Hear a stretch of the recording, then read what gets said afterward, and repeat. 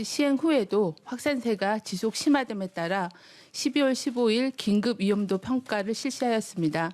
그 결과에 대해서 말씀을 드리겠습니다. 일상회복지원위원회 방역의료분과회의를 개최하여 현 상황을 분석한 결과 전국 수도권, 비수도권 모두 매우 높음으로 상황 평가를 하였습니다. 현재 신속한 확산세를 억제하기 위해서는 비상대책의 시행이 필요하다라고 평가하였습니다.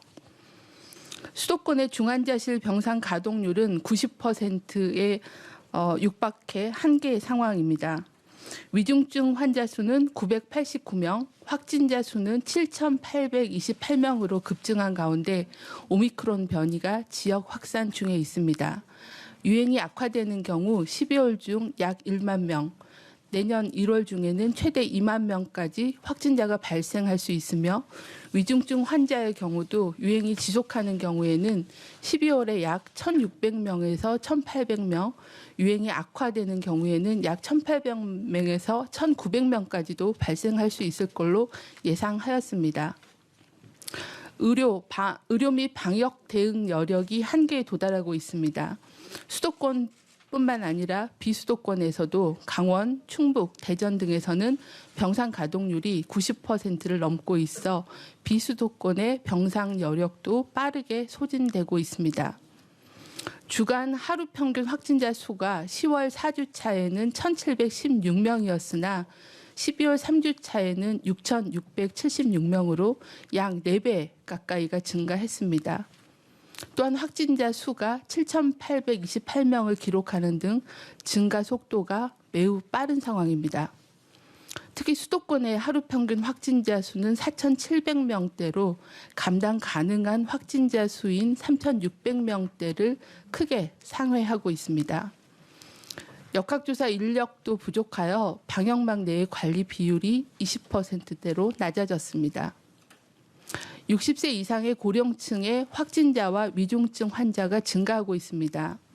고령층의 확진자는 전체의 30%대 수준으로 하루 평균 1,900명대로 발생하고 있습니다. 전체 위중증 환자의 85% 그리고 사망자의 96%가 60대 이상이며 위중증 환자의 51%, 사망자의 50%가 미접종군에서 발생하고 있습니다.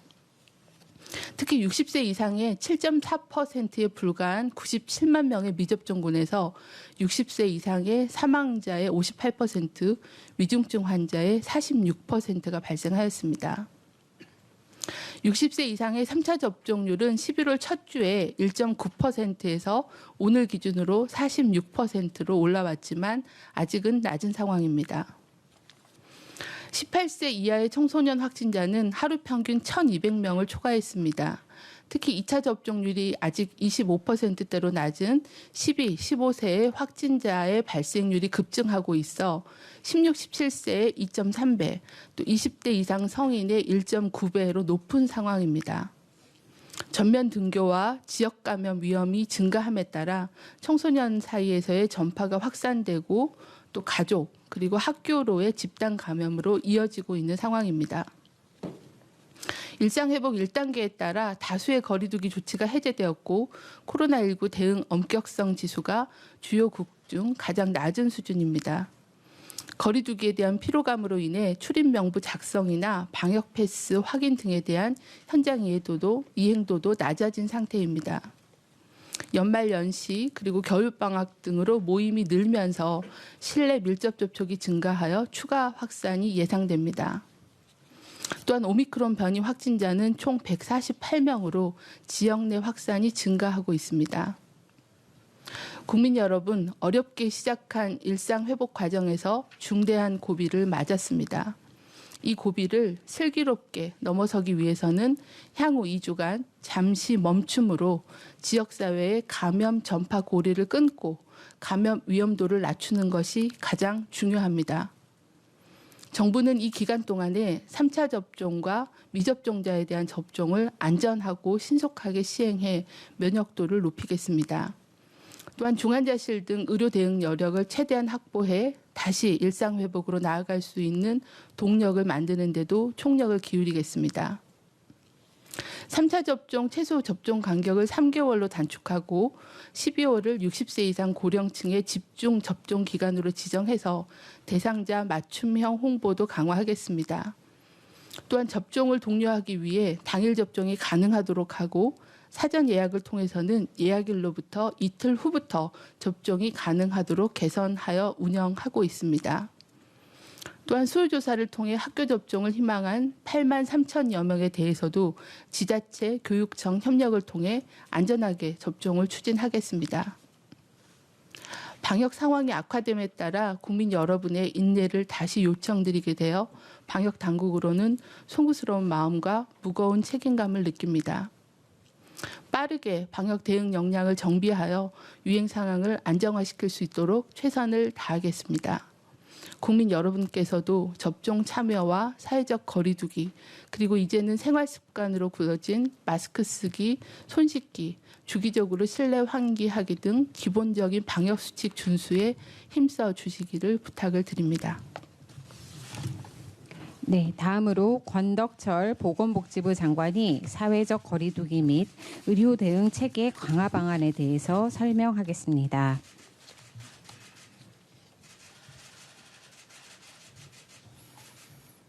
안녕하십니까. 중대본 제1차장 보건복지부 장관 권덕철입니다. 국민 여러분, 어렵게 시작한 일상회복 과정에서 중대한 고비를 맞이하고 있습니다. 이 고비를 슬기롭게 헤쳐나가기 위하여 향후 2주간 일상회복의 길을 잠시 멈추고 사회적 거리두기를 강화하고자 합니다. 우리나라는 전 국민의 예방접종률이 70%를 넘어서고 중환자실과 입원 병상 등을 작년 11월 대비 4배 이상 확충한 후 조심스럽게 단계적 일상 회복을 시작하였습니다. 그러나 고령층 감염과 중증 환자가 예상보다 더 높은 수준으로 발생하며 의료 체계가 한계에 달할 위험에 직면하고 있습니다. 지금 방역을 강화하지 않으면 의료 체계가 제대로 치료를 하지 못하게 되면서 고령층을 중심으로 다수의 피해가 발생할 수 있습니다. 정부는 3차 접종 등 예방접종을 최대한 신속하게 추진하고 추가적인 병상 확충에 나서고 있습니다. 그러나 그 효과가 나타나기까지는 시간이 필요합니다.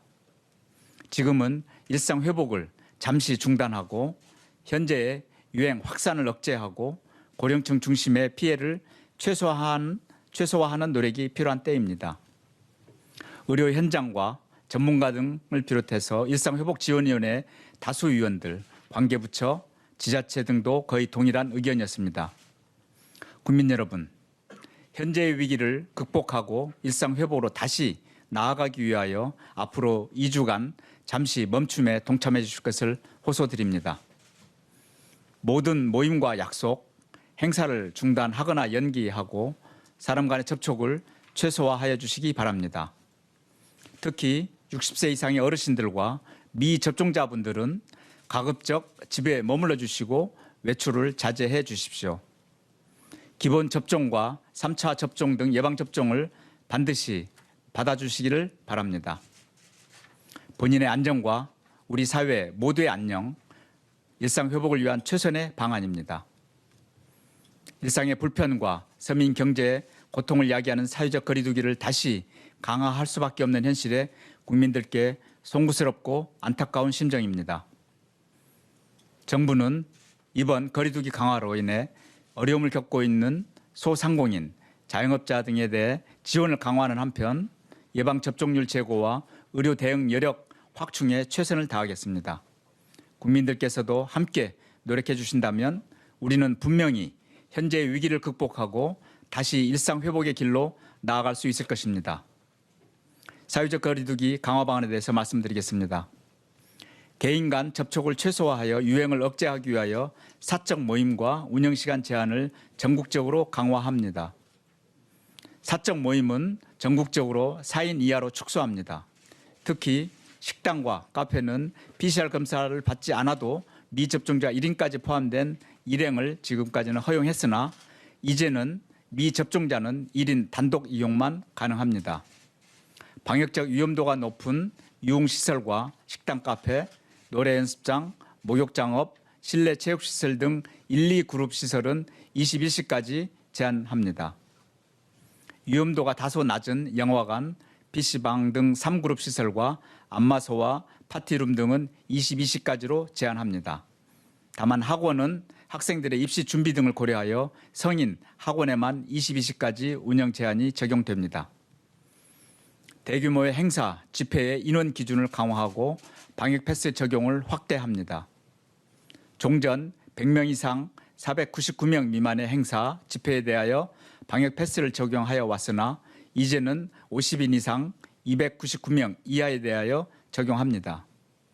300명 이상 행사, 집회는 금지되고 지역 축제, 대중문화 공연 등은 당분간 필수 행사 외에는 승인되지 않습니다.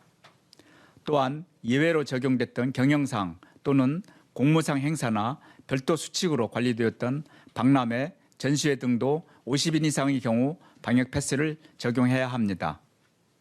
종교시설도 방역 수칙을 강화할 것입니다.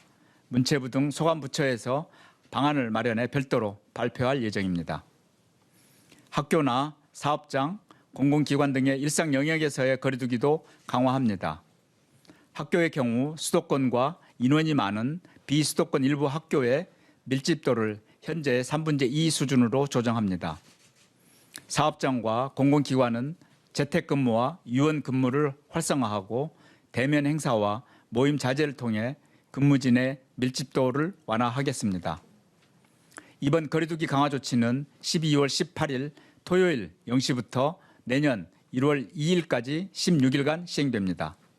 보다 상세한 내용은 보도자료를 참고하시기 바랍니다. 소상공인과 자영업자에 대한 지원도 강화하겠습니다. 영업시간 제한 조치에 따라 손실이 발생하는 경우 법령에 따라 손실보상금을 지원할 것입니다. 보상금 하한액도 분기별 10만 원에서 50만 원으로 상향하는 등 지원을 확대하겠습니다.